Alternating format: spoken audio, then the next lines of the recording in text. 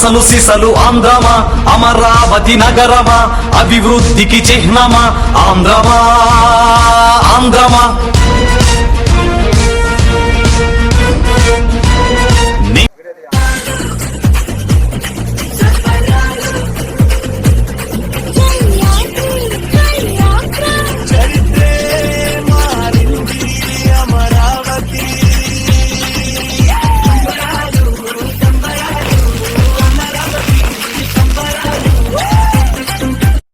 5 ఏళ్ళు పరిపాలనలో ఉన్నావు నువ్వు. 5 ఏళ్లలో మావి గారిని గుర్తుకు రాలేదా? మావి గారు నువ్వు పెట్టొచ్చు కదా ఆ రోజు. ఈ రోజు మా కూటమి నాయకులు అమరావతి రాజధాని చట్టబద్ధం చేసిన పాట నీకు మావి గారిని గుర్తుకొచ్చిందా? 5 ఏళ్ళు నువ్వు పరిపాలించదా?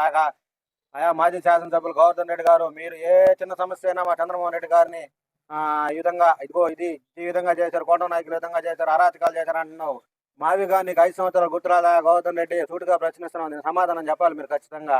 5 ఏళ్ళు 3 ముక్కల రాజధాని అసెంబ్లీలో ఆమోదించింది మీరు కాదా?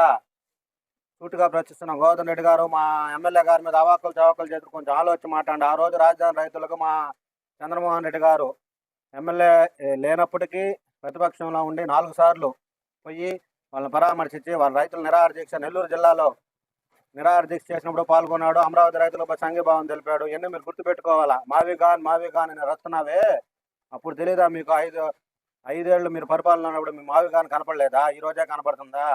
ఈరోజు ఏదేమైనా సరే ఆంధ్ర యొక్క రాజధాని అమరావతిని చట్టబద్ధంగా చట్టసభలు అంటే లోక్సభలో బిల్లు ఆమోదం తెలిపారు. మన శనివారం రోజు మన అసెంబ్లీలో తీర్మానం చేసి ఈరోజు ఇంత త్వరగా చట్టసభల్లో ఆమోదం తెలిపినందుకు మా కూటమి నాయకులకు, అదేవిధంగా మా ముఖ్యమంత్రి చంద్రబాబు నాయుడు గారికి మరోసారి ధన్యవాదాలు తెలుపుకుంటూ మన రాష్ట్రానికి ఈ రోజు నుంచి సువర్ణాక్షరాలతో ఏకైక రాజధాని అమరావతి లిఖించడం జరిగింది. ఈ సందర్భంగా మేమందరం శుభాకాంక్షలు ప్రతి ఒక్క రైతులకి, ప్రతి ఒక్క ఆంధ్రప్రదేశ్ రాజధాని ఏది అంటే మేము ఏ రాష్ట్రానికి పోయినా ఎక్కడికి పోయినా మా రాజధాని అమరావతి అని గర్వంగా చెప్పుకున్న రాజధాని మా చంద్రబాబు నాయుడు గారు. నమస్కారం, నా పేరు మందల పవన్ కుమార్ యాదవ్. ఈరోజు రాష్ట్రంలో ఒక పండుగ వాతావరణంలో జరుపుకుంటుంది. 5 కోట్ల మంది ఆంధ్రుల హక్కు. ఈరోజు ఒక దేవతల నిర్మించినటువంటి ఒక రాజధానిగా ఒక అమరావతి అనే పేరు ఈ చరిత్రలో నిలిచిపోయేటట్టు ఒక కూటమి ప్రభుత్వం ఎంచుకున్న నిర్ణయం చాలా గర్వకారణమైంది. ఈరోజు ప్రపంచవ్యాప్తంగా కూడా అమరావతిని చాలా గర్వకారణంగా సంతోషంగా నిర్మించబడింది. కాబట్టి ఈరోజు ఈ రాజధానికి కృషి చేసినటువంటి నాయకులకు, కూటమి నాయకులకు, కార్యకర్తలకు, ఎంపీలకు అందరికీ మా కృతజ్ఞతలు.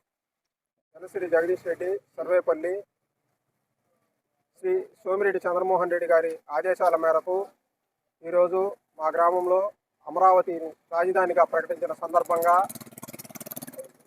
బాణాసంచా కాల్చి స్వీట్లు పంచుకొని ఎంతో సంతోషంగా ఈ వేడుకను జరుపుకున్నాము.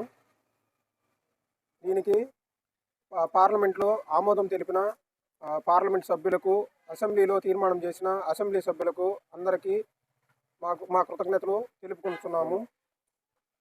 అమరావతిని ఒకే రాష్ట్రం ఒకే రాజధానిగా ఈరోజు నుంచి మనకు అమరావతిని రాజధానిగా తెలుపుకోవడం జరిగింది.